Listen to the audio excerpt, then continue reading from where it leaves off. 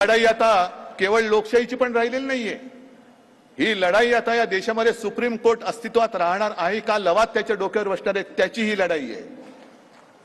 म्हणजे आता सुप्रीम कोर्टाचा आदेश हा सर्वोच्च मानायचा किंवा या लबाडाचा आदेश सर्वोच्च मानायचा, ही लढाई आता उद्या होणार आहे। ठीक आहे, आमच्या पात्र अपात्रतेचा निर्णय आहे तो माझी जनता घेईल, ते म्हणतील त्या दिवशी मी घरी बसेन, पण लोकशाही राहणार आहे की नाही जिवंत, हा महत्वाचा प्रश्न आहे। सर्वोच्च न्यायालयाचं अस्तित्व, त्याचं वर्चस्व, त्याचा अधिकार।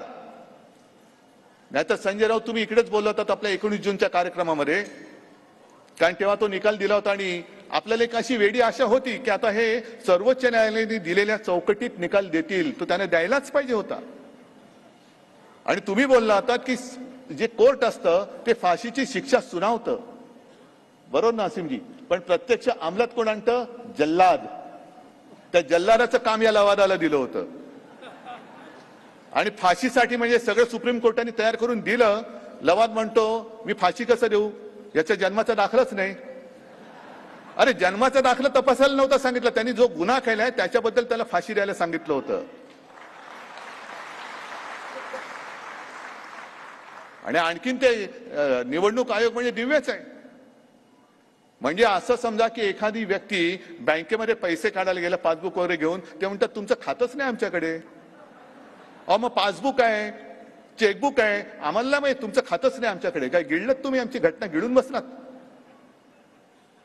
म्हणजे हा केवढा मोठा कट आहे आणि त्या कटाची सुरुवात जी आहे, त्याचं जे मूळ आहे ते तुम्हाला सगळ्यांना लक्षात असेल, आठवत असेल की नाही जरा बघा।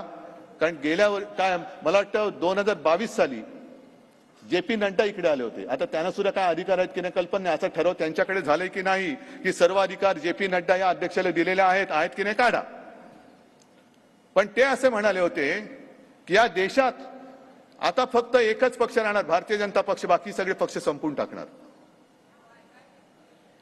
ही त्याची सुरुवात आहे, त्याच्या कटकारस्थानाला तिथून सुरुवात झाली। आणि त्याच्यामध्ये मग ED, इन्कम टॅक्स, CBI, निवडणूक आयोग, हे लवाद सगळेजण त्यांचे कटाचे सगळे गार्दी त्यांनी एकत्र केले आणि ते घाव घालायला सुरुवात केली त्यांनी। शिवसेना संपवायचा प्रयत्न करतायत, राष्ट्रवादीचा करतायत, तुम्ही संपूर्ण देशात बघा सगळीकडे हेच चाललेलं आहे त्यांचं।